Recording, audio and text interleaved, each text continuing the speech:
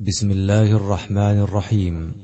يسر إخوانكم بالشياظمة الشمالية أن يقدموا لكم تسجيلا للقاء عبر الهاتف بعنوان وصية نافعة مع فضيلة الشيخ عواد بن سبتي-العنزي حفظه الله تعالى. كان هذا اللقاء يوم الجمعة 5 من شهر الله المحرم عام 38 و400 وألف للهجرة النبوية. نسأل الله سبحانه وتعالى أن ينفع به الجميع. بسم الله الرحمن الرحيم. إن الحمد لله نحمده ونستعينه ونستغفره ونعوذ بالله من شرور أنفسنا ومن سيئات أعمالنا. من يهده الله فلا مضل له ومن يضلل فلا هادي له. وأشهد أن لا إله إلا الله وحده لا شريك له، وأشهد أن نبينا محمدا عبده ورسوله. يا أيها الذين آمنوا اتقوا الله حق تقاته ولا تموتن إلا وأنتم مسلمون. يا أيها الناس اتقوا ربكم الذي خلقكم من نفس واحدة وخلق منها زوجها وبث منهما رجالا كثيرا ونساء، واتقوا الله الذي تساءلون به والأرحام إن الله كان عليكم رقيبا. يا أيها الذين آمنوا اتقوا الله وقولوا قولا سديدا يصلح لكم أعمالكم ويغفر لكم ذنوبكم، ومن يطع الله ورسوله فقد فاز فوزا عظيما. أما بعد، فإن خير الكلام كلام الله جل وعلا، وخير الهدي هدي محمد صلى الله عليه وسلم، وشر الأمور محدثاتها، وكل محدثة بدعة، وكل بدعة ضلالة، وكل ضلالة في النار. أيها الأخوة، السلام عليكم ورحمة الله وبركاته. نسأل الله جل وعلا أن يجعلنا وإياكم هداة مهتدين غير ضالين ولا مضلين، ويرزقنا العلم النافع والعمل الصالح. الوصية لإخواني الذين طلبوا مني الوصية هي وصية الله جل وعلا للأولين والآخرين، ووصيته لخاصة خلقه محمد صلى الله عليه وسلم، ووصيته لأهل الإيمان، وهي الوصية بتقوى الله جل وعلا، لأن تقوى الله هي جماع خير من أطرافه. فمن اتقى الله فقد حصل له الفوز والنجاة والفلاح في الدنيا والآخرة. إن تتقوا الله يجعل لكم فرقانا ويكفر عنكم سيئاتكم ويغفر لكم. ولقد وصينا الذين أوتوا الكتاب وإياكم ولقد وصينا الذين أوتوا الكتاب من قبلكم وإياكم أن اتقوا الله. يا أيها النبي اتق الله، يا أيها الذين آمنوا اتقوا الله، ومن يتق الله يكفر عنه سيئاته ويعظم له أجرا. ولذلك عظمت الوصية في القرآن بتقوى الله جل وعلا، وهي أعظم ما يتواصى به أهل الإيمان، أن يتقوا الله جل وعلا.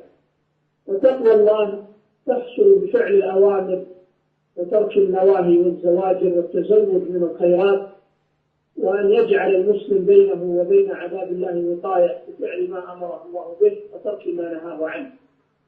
ورأس التقوى تحقيق التوحيد لله جل وعلا، لأنه أعظم المأمورات، وأول المأمورات في القرآن هو الأمر بتوحيد الله وإخلاص العمل لوجهه.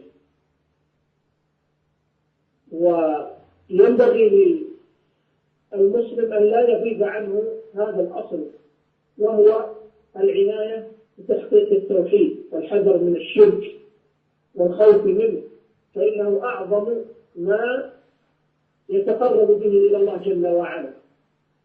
ولهذا قال الله جل وعلا: وإذ قال إبراهيم رب اجعل هذا البلد آمنا واجنبني وبني أن نعبد الأصنام رب إنهن أضلن كثيرا من الناس. قال على التفسير هذا إبراهيم عليه السلام إمام الحنفاء وأب الأنبياء، يدعو الله أن يذنبه وبيده الشرك. ثم في الآية بين الله جل وعلا سبب هذا الدعاء، قال رب إنهن أضلن كثيرا من الناس.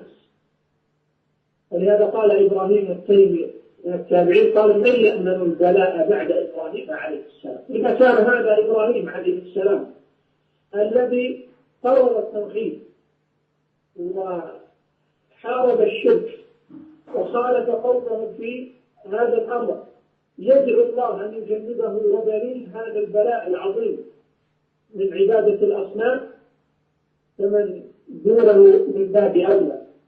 وإذا تأملت هذا الأصل العظيم أيها المبارك تعلم عناية القرآن بأمر تحقيق التوحيد والتحذير من الشرك في الآيات التي بين الله جل وعلا فيها حال الموحدين وحال المشركين وجزاء الموحدين وجزاء المشركين وعذابهم، وبين فيها ما يجب من العبودية لله جل وعلا. اعبدوا الله يعني يوحدوا الله، والأمر بذلك في كثير من الآيات.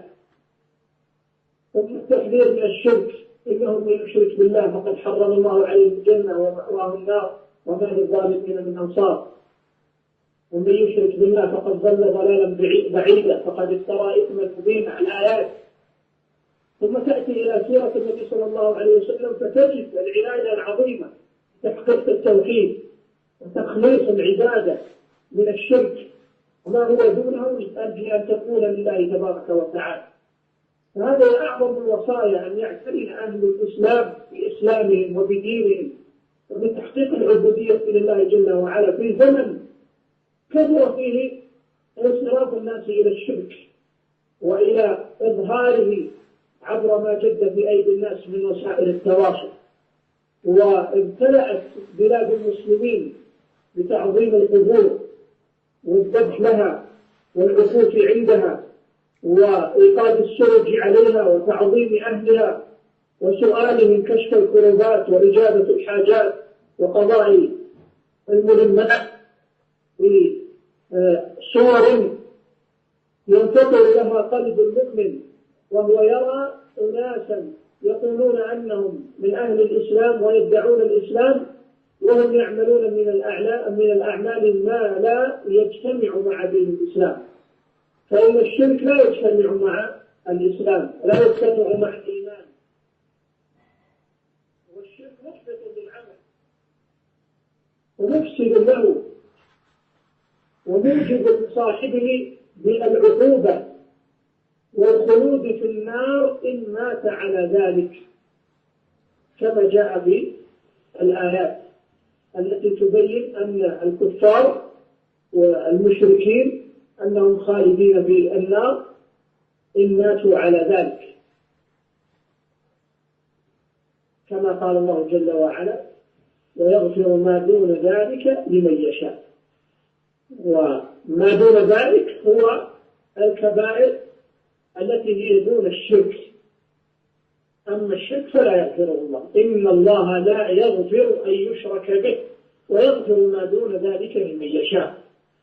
وهذه الوصية أيها الإخوة ينبغي أن تكون حاضرة في الأذهان، وأن يتواصى بها طلبة العلم، وأن يتعلموا التوحيد، وأن يتعلموا لوازمه ومكملاته، وأن يتعلموا نواقضه ونواقصه، وأن يحذروا من الشرك صغيره وكبيره، وأن يحذروا الأمة جميعا. كيف الله جل وعلا يقول: وما يؤمن أكثرهم بالله إلا وهم مشركون وإن تطع أكثر من في الأرض يضلوك عن سبيل الله. ونحن نشاهد أيها الإخوة الآن أن كثيرا من الدعاة والوعاظ وغيرهم يركزون على مسائل في الأخلاق ومسائل في السلوك ومسائل في العبادات، وهذا طيب لا شك، تذكير الناس أمر طيب، لكنهم قد يغفلون عن أصل ما يذكر به وأعظم ما يعلم الناس وأوجب ما يجب عليهم، وهو التوحيد والتحذير من الشرك. ولذلك انتشر الآن الشرك في بقاع الأرض، وأصبحت في بعض البلاد الإسلامية القبور والمزارات هي التي ترسم وجه العبادة عند من يأتي من غير المسلمين، فيقول: هؤلاء المسلمون يتعبدون الله. فإذا رأيت إلى عبادتهم فإذا هم يطوفون بالقبر ويسألونه وينظرون له ويذبحون عنده ويعتقدون أن الميت يضر وينفع، فيسألونه قضاء حاجاتهم ويقدمون له النذور والعبادات.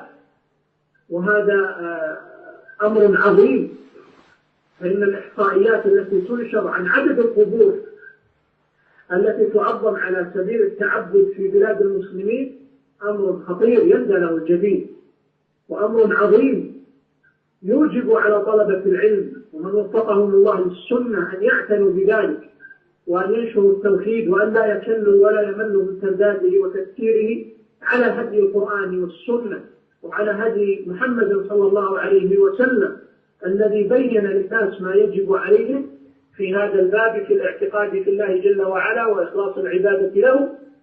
وما مات صلى الله عليه وسلم إلا وقد ختم حياته أيضا كما بدأها بالدعوة إلى التوحيد، فقال وهو على فراش الموت: لعنة الله على اليهود والنصارى اتخذوا قبور أنبيائهم مساجد. تقول عائشة: يحذر ما صنعوا حتى لا يعظم قبره ولا يتخذ وثنا يعبد، فإن العبادة حق الله جل وعلا. وإذا قال الإنسان لا إله إلا الله محمد رسول الله وجب عليه أن يعرف هذا المعنى العظيم، وأن لا إله إلا الله تقتضي العلم والصدق والإخلاص والمحبة والقبول والانقياد والطاعة والعمل بمقتضى لا إله إلا الله، وكذلك العمل بمقتضى شهادة أن محمد رسول الله، حتى يكون الإنسان من الناجين.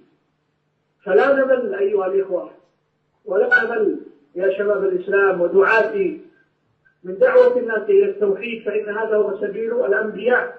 التوحيد بأقسامه كلها: توحيد الألوهية، توحيد الربوبية، توحيد الأسماء والصفات. الناس الآن عندهم عدم معرفة، وأهل الباطل وأهل البدع يحاولون أن يلبسوا على الناس كما فعل الذين اجتمعوا ليبينوا أن منهج الإسلام وأن السنة مقصورة على مذهب أبي الحسن وعلى مذهب الأشعري والماتريدي في مخالفة صريحة وإقصاء للسنة وأهلها ونفس النبي صلى الله عليه وسلم وأئمة الدين من الأئمة الأربعة ومن سار على طريقتهم في مسألة الأسماء والصفات. هذه حرب شعواء على الإسلام لا تقل عن حرب اليهود والنصارى في نشر العلمانية واللادينية في العالم. هنالك أيضا من يحارب نشر التوحيد وتعليم السنة ودفع الناس إلى سنة رسول الله صلى الله عليه وسلم. فواجبنا جميعا أن نستشعر هذه الأمانة وهذا الثقل، وأن نحاول جاهدين أن نكون على قدر المسؤولية في العناية بديننا، وأعظم ذلك العناية بتحقيق التوحيد والحذر من الشرك والعناية